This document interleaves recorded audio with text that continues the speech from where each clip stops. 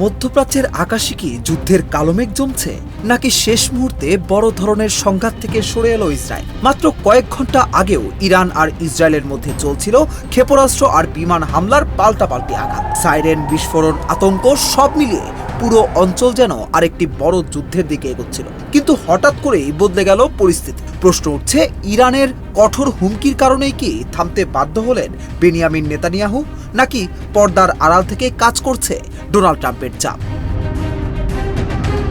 ঘটনার শুরু বৈরুতে ইসরায়েলি হামলা দিয়ে। ইসরায়েলের দাবি তারা হিজবুল্লাহর লক্ষ্যবস্তুতে আঘাত করেছে, কিন্তু এর জবাবে রবিবার রাতে ইরান সরাসরি ইসরায়েলের দিকে ক্ষেপণাস্ত্র ছোড়ে।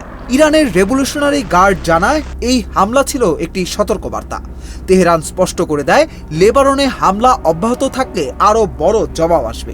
এরপরই সোমবার ভোরে ইসরায়েল ইরানের ভেতরে একাধিক সামরিক লক্ষ্যবস্তুতে বিমান হামলা চালায়। তেহরানের কাছাকাছি এলাকা ইস্পাহান, তারবিজ সহ বিভিন্ন শহরে বিস্ফোরণের খবর আসে। মধ্যপ্রাচ্য জুড়ে তখন একটাই প্রশ্ন, আবার কি পুরো অঞ্চল জড়িয়ে পড়বে সর্বাত্মক যুদ্ধে? মার্কিন প্রেসিডেন্ট ডোনাল্ড ট্রাম্প প্রকাশ্যে জানান, তিনি নেতানিয়াহুকে ফোন করে হামলা থেকে বিরত থাকার আহ্বান জানিয়েছেন। ট্রাম্পের ভাষায় যুক্তরাষ্ট্র ও ইরান একটি সম্ভাব্য সমঝোতার খুব কাছাকাছি পৌঁছে গেছে এবং নতুন হামলা সেই প্রক্রিয়াকে ধ্বংস করে দিতে পারে। শুধু তাই নয়, বিভিন্ন আন্তর্জাতিক গণমাধ্যমের তথ্য অনুযায়ী ট্রাম্প নেতানিয়াহুকে সতর্ক করে বলেন, সংঘাত যদি পূর্ণাঙ্গ যুদ্ধে রূপ নেয় তাহলে ইরানের সঙ্গে একাই লড়াই করতে হবে ইসরায়েলকে। এর কিছুক্ষণের মধ্যেই ঘটনায় আসে নাটকীয় মোড়।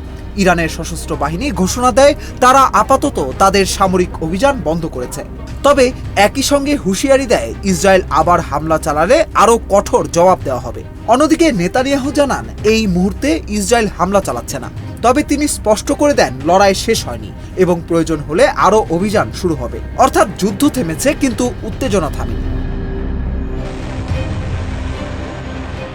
বিশ্লেষকদের মতে ইরানের সরাসরি ক্ষেপণাস্ত্র হামলা এবং আরও বড় আঘাতের হুঁশিয়ারি পরিস্থিতিকে নতুন মাত্রা দিয়েছে। একই সঙ্গে ওয়াশিংটনের কূটনৈতিক চাপও বড় ভূমিকা রেখেছে। তাহলে কি সত্যি ইরানের জবাবে বদলে গেছে খেলার নিয়ম, নাকি এটি কেবল ঝড়ের আগের নীরবতা? একদিকে ইরানের সতর্কবার্তা, অন্যদিকে নেতানিয়াহুর পাল্টা হুমকি। সবকিছুই ইঙ্গিত দিচ্ছে মধ্যপ্রাচ্যের সংকট এখনো শেষ হয়নি। বিশ্বজুড়ে কোটি কোটি মানুষ অপেক্ষায় আছে পরবর্তী পদক্ষেপের জন্য, কারণ একটি ভুল সিদ্ধান্ত, একটি নতুন হামলা অথবা একটি ভুল হিসাব মুহূর্তেই আবার জ্বালিয়ে দিতে পারে পুরো অঞ্চলকে। এখন দেখার বিষয়, শান্তির পথ শক্তিশালী হয় নাকি আবারও গর্জে ওঠে ক্ষেপণাস্ত্রের শব্দ।